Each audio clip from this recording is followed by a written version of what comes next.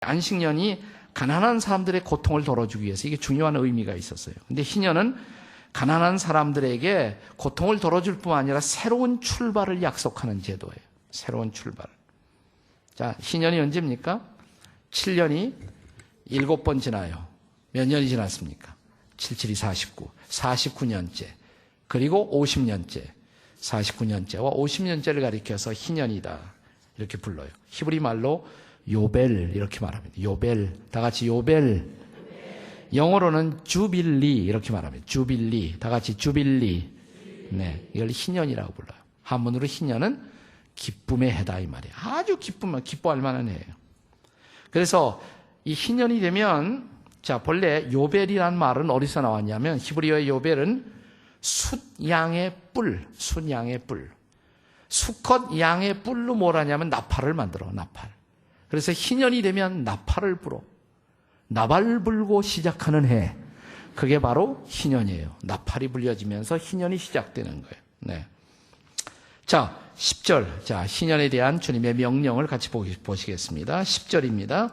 10절 다 같이 읽겠습니다. 시작. 너희는 50년째 해를 거룩하게 하여 그 땅에 있는 모든 주민을 위하여 자유를 공포하라. 이 해는 너희에게 희년이니 너희는 각각 자기의 소유주로 돌아가며 각각 자기의 가족대로 돌아갈지라. 네. 자유를 공포하라. 자유가 와요. 희년에는. 종들에게도 자유. 그건 더 이상 종이 아니야. 이제 자유가 돼서 돌아가요. 자기의 집으로 돌아가. 자기의 땅으로 돌아가. 근데 종만 자유를 얻는 것이 아니라 이웃들에게 빼앗겼던 내 땅도 희년이 되면 내 땅으로 돌아와요. 내 땅 찾고 내 집에 가서 종들도 자유가 되어서 다시 누리는 해. 이걸 실제로 한다면 얼마나 세상이 재밌을까요? 그죠? 그러니까 하나님이 멋있는 하나님이에요. 놀라운 하나님이에요. 놀라운 하나님. 그게 바로 희년이에요. 희년. 네. 그래서 이거 왜 이런 희년 제도를 만들었을까? 예. 그러니까 땅이라는 것은 본래 우리 것이 아니다 이 말이에요. 땅이. 그래서 내 것처럼 쓰고 있지만 희년이 되면 구약 시대는 뭐냐면 희년이 되면 그 땅이 뭐예요? 내 것처럼 쓰고 있던 땅인데 내가 말고 좀 더 내가 뺏었던 땅, 이웃들에게 잡혔던 땅, 잡았던 땅도 뭐예요? 다시 돌려줘야 돼. 다시 돌려줘야 돼. 땅은 본래 내 것이 아니다 이 말이에요. 땅은 빌려 쓰고 있는 것에 불과하다. 하나님의 것이다 이 말이에요. 그렇기 때문에 사실 저는 오늘을 살고 있는 그리스도인들도 지나치게 많은 땅을 소유하려고 하는 거 이건 성경적이 아니에요. 저는 그래서 부동산 투기가 성경적이 아니라고 생각해요. 그래서 이 복부인들은 깊이 생각해야 돼. 크리스찬 복부인들은 깊이 생각해야 돼. 네. 그래서 어느 정도 소유는 필요하죠. 그래야 살 수 있으니까. 그러나 자꾸만 더 소유하는 거. 이건 결코 성경적, 하나님의 의도가 아니에요. 공평하게 어느 정도 잘 이렇게 서로 살아야지. 근데 계속해서 많은 소유. 내가 많이 소유할수록 다른 사람들이 소유하지 못하잖아요. 자기의 소유를 절제하는 거. 이게 바로 성경적인 삶의 모습이란 말이죠. 지나치게 토지에 투기하고 재산 증식을 위해서 지나치게 사는 삶의 모습. 결코 성경적인 하나님의 백성들의 삶의 모습은 아니죠. 자, 그렇다면 이 희년의 레슨이 뭐냐? 희년이 가르치는 성경적인 레슨을 우리 몇 가지로 정리할 수가 있어요. 첫째, 모든 것의 주인은 하나님이시다 이 말이에요. 내가 주인이 아니다. 내가 소유자가 아니다 이 말이에요. 하나님이 맡겨주신 것에 불과하지 내 것처럼 쓰고 있지만 내 것이 아니다. 하나님 것이다. 자, 23절을 같이 읽겠어요. 23절 다 같이 읽겠습니다. 23절 시작. 토지를 영구히 팔지 말 것은 토지는 다 내 것이다. 땅은 본래 누구 거다? 하나님 거다 이 말이에요.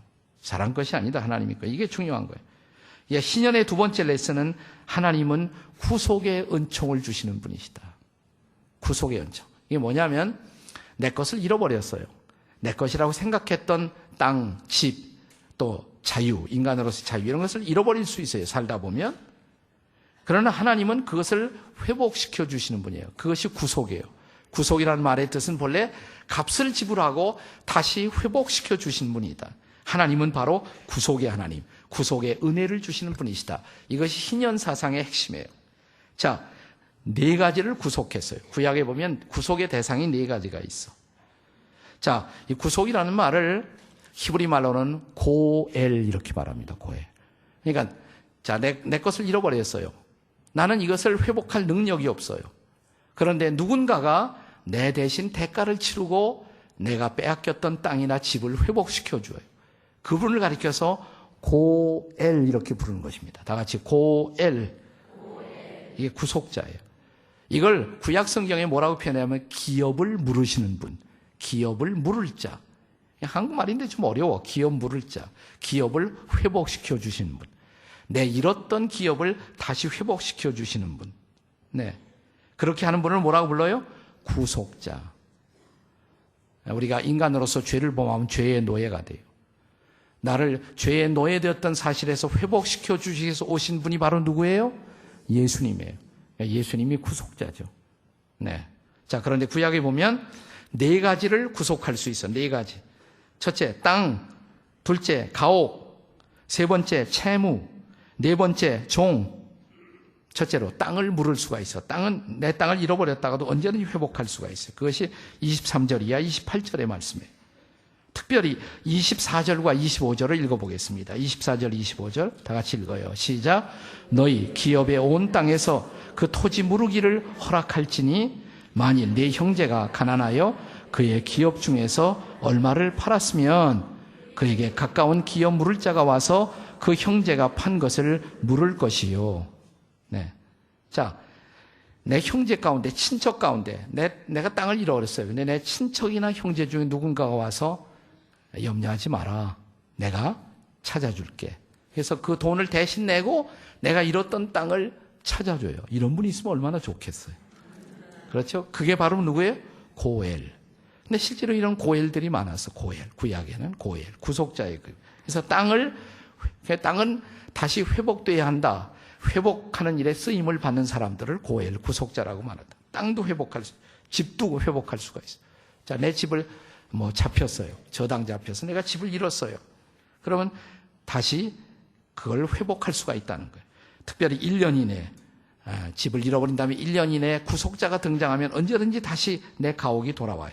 29절 한번 읽어보겠습니다. 29절 말씀 시작. 성벽 있는 성내의 가옥을 팔았으면 판지 만 1년 안에는 물을 수가 있다. 이게 1년 안에는 언제든지 누군가가 하면 다시 돌아와야 돼. 다시 줘야 돼. 1년 안에 누군가가 와서 대가를 지불해 주면 내 집을 언제든지 찾을 수가 있었어. 그래서 사람은 기본적으로 누구든지 자기가 살 땅이 있어야 되고 농사지을 땅이 있어야 되고 자기가 살아야 할 집이 있어야 한다. 이게 하나님의 배려예요. 하나님. 그래서 언제든지 그렇게 회복의 기회를 주신 거예요.